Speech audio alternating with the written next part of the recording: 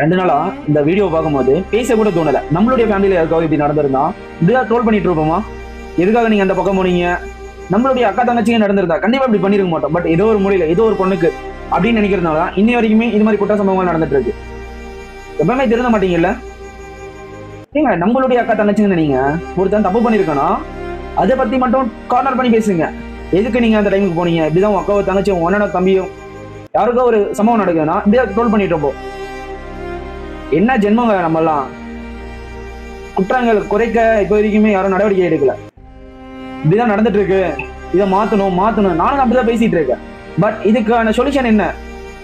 குற்றங்கள் குறையணும்னா ஒரே ஒண்ணுதான், தொட்டா அவனுக்கு பயம் இருக்கணும், நம்ம இருக்க மாட்டோம் அப்படின்னு சொல்லிட்டு.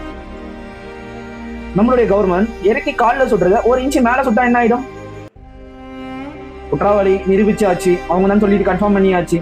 ஒரு 3-4 இயர்ஸ் கூட்டிட்டு ஜட்ஜ் அதுக்கப்புறமா மறுபடியும் வாய்தா வாய்தா வாய்தான்னு சொல்லிட்டு இப்படியே சுத்திட்டு அவன் ஆயுள் காலம் முடிஞ்சாலும் அதுக்கப்புறமா தண்டனை கொடுத்தா என்ன, கொடுக்கலன்னா என்ன?